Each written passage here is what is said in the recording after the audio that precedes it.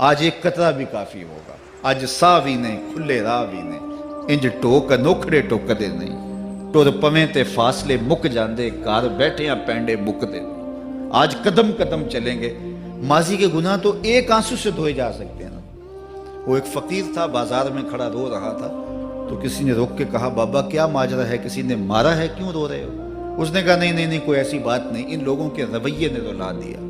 کہا کیا مطلب؟ کہا بازار سے گزر رہا تھا، ان لوگوں کو دنیا میں کھوئے ہوئے دیکھا تو میرے دل میں ترس جاگا، تو میرا خیال یہ ہوا کہ ان بندوں کی رب کی صلح نہ کروا دوں۔ تو میں نے پھر اس سے بات کی، تو آواز آئی ٹھیک ہے لے آ ان کو میری چوکھٹ پہ، ایک آنسو سے سارے گناہ معاف کر دوں گا۔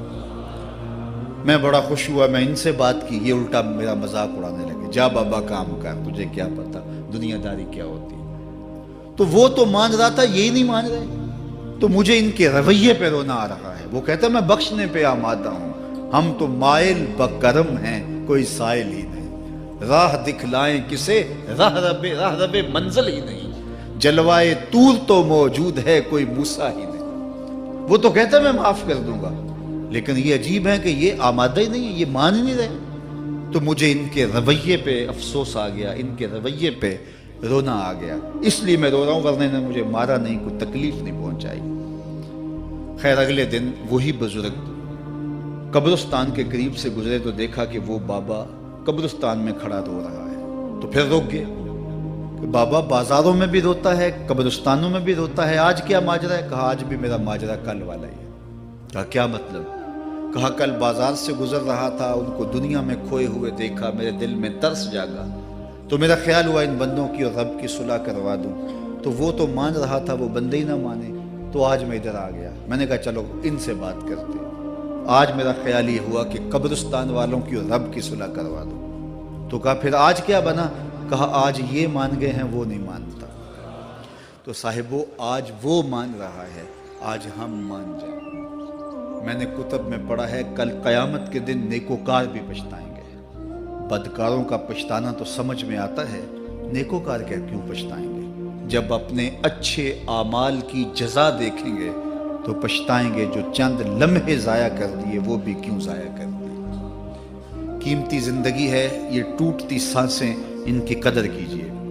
ایک بزرگ فرماتے ہیں کہ مجھے اس بات کی سمجھ نہیں آتی تھی کہ جو قرآن نے کہا ان الانسان لفی خسر، بے شک انسان خسارے میں ہے، تو میں سمرقند کے بازار سے گزر رہا تھا تو وہاں ایک آدمی پھٹے پہ برف رکھ کے بیچ رہا تھا اور ساتھ آواز لگا رہا تھا۔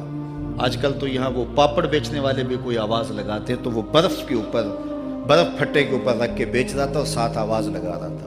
آواز کیا تھی؟ ارحمو ارحمو الا من یذوب راس مالہ، او گزرنے والو میرے پہ ترس کھاؤ، میں ایسا تاجر ہوں جس کا راس المال پگھلتا جا رہا ہے۔ چونکہ یہ جو برف ہے ایسا سودا ہے جو گاہک کا انتظار نہیں کرتا۔ آپ کپڑا بیچتے ہیں، آج گاہک نہیں آیا، ہو سکتا ہے کل دعانے مہنگا بیچ لیں۔ آپ پیٹرول بیچتے ہیں، ہو سکتا ہے کہ کل پڑا 6 روپے اوپر چلا جائے، آپ کا لاکھوں کروڑوں کا فائدہ ہو جائے۔ لیکن آپ اگر برف بیچتے ہیں، آج نہیں بکی تو کل برف ہی نہیں ہوگی۔ تو وہ سل پہ برف بیچ رہا تھا اور ساتھ لوگوں کو دہائی دیتے ہوئے کہہ رہا تھا، او لوگو میرے پہ ترس کھاؤ، مجھ سے برف لیتے جاؤ، میں ایسا تاجر ہوں جس کا راس المال پگھلتا جا رہا ہے۔ تو کہتے ہیں جب اس نے یہ آواز لگائی نا تو میرے قدم رک گئے اور میں اس کے قریب چلا گیا اور میں نے کہا کہ مجھے ان الانسان لفی خسر کا ترجمہ سمجھ میں آ گیا۔ جس طرح تیری برف پگھلتی جا رہی ہے، میری زندگی پگھلتی جا رہی ہے، اور اگر تو اب برف وقت پہ بیچ لے، ان پگھلتی برف کو تو درہم کے بدلے، دینار کے بدلے، پارچہ جات کے بدلے، جنس کے بدلے فروخت کر لے تو فائدہ ہو جائے گا، 4 آنے تیرے ہاتھ لگ جائیں گے۔ اور میں بھی ان سانسوں کے بدلے درود پڑھ لوں، ان سانسوں کے بدلے سجود کر لوں، ان سانسوں کے بدلے قیام کر لوں، کسی دکھی کے سر پہ ہاتھ رکھ دوں، کسی پریشان کی پریشانی دور کر دوں تو میری سانسیں کام آ جائیں گی، ورنہ یہ ٹھہریں گے نہیں۔ سوئے ہوئے ہوں تو پھر بھی سانسیں ٹوٹ رہی ہوتی ہیں۔ تو ہم کتنی جلدی موت کی طرف بڑھ رہے ہیں، تو زندگی کتنی مختصر ہے اور ہم کتنے بے پرواہ ہیں۔ آنکھیں اس وقت کھلتی ہیں جب آنکھیں بند ہوتی ہیں، لیکن کیا فائدہ اس وقت کا؟ آج کا پچھتاوا کل کی بہتری کی ضمانت ہے، اور آج کے پچھتاوے سے کل کی زندگی کی خوبصورتی نصیب ہو سکتی ہے۔ اس لیے یہ ڈھلتا ہوا سورج، یہ دیکھیں ابھی جب داخل ہوئے تھے تو سورج ابھی سر پہ تھا، لیکن اب سورج درد غروب سے زرد ہو چکا ہوگا اور چند لمحوں کے بعد وہ نگاہوں سے اوجھل ہوگا۔ میاں صاحب بھی بولے کہ زندگی تیری جو ہے ڈوبتے سورج کی طرح ہے، ڈیگرتے دن گیا محمد اوڑک نو ڈوب جانا۔ تو یہ میں اور آپ لمحہ لمحہ موت کے قریب ہو رہے ہیں۔ اس سے قبل کہ وہ وقت آئے کوئی حجت باقی نہ رہے، مجھے اپنی زندگی کو، آپ کو اپنی زندگی کو اللہ اور اس کے رسول کی چوکھٹ پہ حاضر کر دینا ہے۔ ہمارے میزبان محترم نے کہا والدہ ماجدہ کی بابت، تو آج ان کے اصالِ ثواب کے لیے میں اور آپ جمع ہیں۔ ایک وقت ہمارے اوپر بھی آنے والا ہے کہ لوگ ہمارے لیے جمع ہو رہے ہوں گے۔ یہ وقت تو آنے والا ہے، اس کے تو چھٹکارا نہیں ہے، اس سے تو خلاصی نہیں ہے، کوئی بھاگ سکتا نہیں ہے، موت سے تو فرار نہیں ہے۔ تو آج وہ نہیں ہیں، لیکن ان کا سعادت مند بیٹا ان کی یادوں کے چراغ کو روشن کیے ہوئے ہے۔ ورنہ میں ایسے بیٹے بھی دیکھے ہیں جنہوں نے اپنی سکی ماں کا جنازہ نہیں پڑھا۔ آپ کہیں گے کوئی ایسا بد نصیب بھی ہو سکتا ہے، جنازگاہ میں گیا ہے لیکن وہاں جا کے کھڑا رہا ہے، جنازہ نہیں پڑھا۔ آپ کہیں گے کہ ایسا بد نصیب، میں نے کہا ایسے بد نصیب آپ نے بھی دیکھے ہوں گے۔ یہ کون سے بد نصیب ہیں؟ یہ وہ بد نصیب ہیں جنہیں جنازہ آتا نہیں، ساری زندگی لوگوں سے فراڈ کرتے ہیں، اور جب اپنی ماں مر جاتی ہے، اپنا باپ فوت ہو جاتا ہے، تو یہ فراڈ پھر وہ اپنی ماں سے بھی کرتے ہیں، اپنے باپ سے بھی کرتے ہیں۔ مجھے بتاؤ کتنا بد نصیب ہے وہ بیٹا کہ جو اپنی ماں سے، اور وہ بھی مرنے کے بعد فراڈ کر رہا ہے، اور اپنے باپ سے وہ بھی مرنے کے بعد فراڈ کر رہا ہے۔ اور کتنا خوش نصیب بیٹا ہے کہ جو روزانہ اپنی ماں کے لیے دعا کرتا ہے۔ اور میں کہتا ہوں اگر بیٹا نمازی ہوگا، بیٹی نمازی ہوگی، اہتمام سے دعا نہ بھی کرے، دن میں کتنی مرتبہ کہے گے ربنا اغفر لی ولوالدی، اے اللہ مجھے بھی بخش دے، میری ماں کو بھی بخش دے، میرے باپ کو بھی بخش دے۔ اور جب بندے ہاتھ اٹھا کے دعا مانگتے ہیں اللہ خالی ان ربکم حیی کریم یستحیی من عبدہ اذا رفع یدیہ ان یردہما صفرا، تمہارا رب حیا کرنے والا سخی ہے، کریم ہے۔ بندے جب اس کے سامنے ہاتھ اٹھا کے دعا مانگتے ہیں، اللہ فرماتا ہے مجھے شرم آتی ہے ان کے اٹھے ہوئے ہاتھ خالی کیسے موڑ دوں۔ انہوں نے میرے سے مانگا ہے، میں بھی نہیں دوں گا تو کس در پہ جائیں گے۔ میں ایک دیہاتی بات کرنا چاہتا ہوں، اتنے لوگ جتنے آپ یہاں بیٹھے ہیں، اتنے لوگ اٹھ کے کسی دنیا دار کے ڈیرے پہ چلے جائیں اور اس سے کچھ مانگیں اور وہ دے سکتا بھی ہو، تو کیا وہ آپ کو خالی لوٹا دے گا؟ وہ کہے گا ڈیرہ داری کی شان کے خلاف ہے کہ اتنے لوگ دروازے پہ آ گئے اور ان کو خالی موڑ دوں۔ تو جب تم اتنے بڑے ڈیرہ دار ہو اور تمہیں اتنی غیرت ہے کہ اتنے لوگوں کو خالی نہیں موڑتے، تو کریم خالی موڑ دے۔ آؤ تو صحیح اس کی چوکھٹ پہ جھولی پھیلاؤ تو صحیح۔ پھر دنیا داروں سے مانگنا ہو تو ان کی زبان میں مانگنا پڑتا ہے۔ اللہ سے جس زبان میں مرضی مانگو، عربی میں مانگو، اردو میں مانگو، ہندی میں مانگو، سندھی میں مانگو، اقبال کے لہجے میں مانگو، سادی کے انداز میں مانگو۔ نہیں مانگنا آتا خالی ہاتھ پھیلا دو، وہ بند لبوں کی بولیاں بھی سنتا ہے۔ آؤ تو صحیح اس کی چوکھٹ پہ، اپنے ہاتھ پھیلاؤ تو صحیح۔ دنیا داروں سے مانگے تو ناراض ہوتے ہیں، خدا سے نہ مانگو تو ناراض ہوتا ہے۔ اللہ کل ما یابو بکم ربی لولا دعاؤکم، آؤ نا اس کی چوکھٹ پہ، دستے طلب دراز کرو۔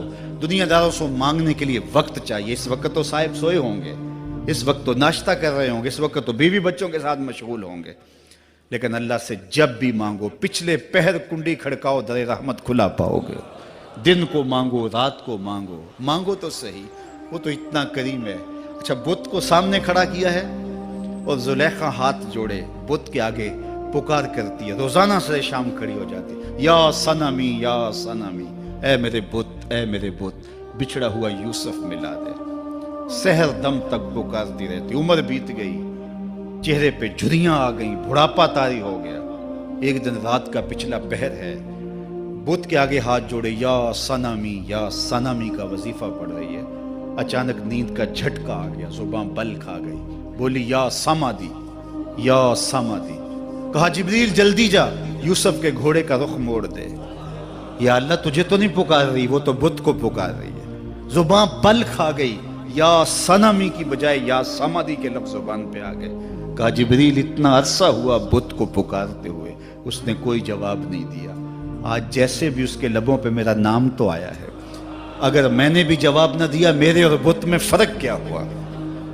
تو آؤ آج کی اس مجلس میں ہم ان کی والدہ کے لیے دعا مانگیں۔ اے عرش کے مالک، ان کی والدہ کو حضور کی ماں کا صدقہ جنت کی بہاریں عطا کر، اور ہم اپنے ماں باپ کے لیے بھی دعائیں مانگے۔ اے اللہ ہمارے ماں باپ کی مغفرت فرما، ماں باپ کی قدر کرو۔ میں نے یہ بھی پڑھا ہے جو اپنے والدین کے لیے روزانہ دعا مانگتا ہے، والدین زندہ ہوں تب بھی، فوت ہو گئے ہوں تب بھی، روزانہ ماں باپ کے لیے جو شخص دعا مانگتا ہے، ساری زندگی اس کے رزق میں بے برکتی نہیں آ سکتی۔ تو اپنے ماں باپ کو اگر زندہ ہیں تو قدر کرو، فوت ہو گئے ہیں تو ان کے لیے کثرت کے ساتھ دعا کرو۔ یہ گھنا سایہ ہے۔ کبھی آپ نے درخت کو دیکھا ہے کہ ساری دھوپ اپنے پتوں میں جذب کرتا ہے اور نیچے بیٹھنے والوں کو چھاؤں دیتا ہے؟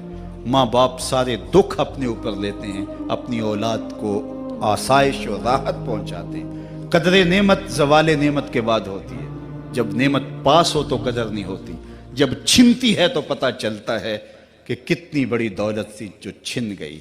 میں تو آپ کیا، میری اور آپ کی حیثیت کیا، ماں کی کمی تو آمنہ کے لال نے بھی محسوس کی ہے۔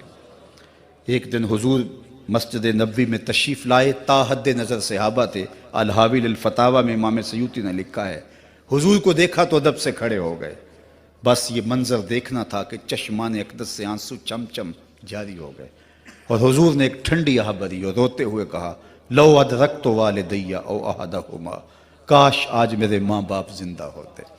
انسان نے دکھوں کا دور دیکھا ہو نا، اچانک خوشحالیاں مل جائیں تو پھر انسان یہ آرزو کرتا ہے کہ میرے ماں باپ نے میرا وہ غربت کا دور دیکھا تھا، آج دولت کی چہل پہل بھی دیکھتے، آج میرے آنگن میں بہاریں بھی دیکھتے تو کتنے خوش ہوتے۔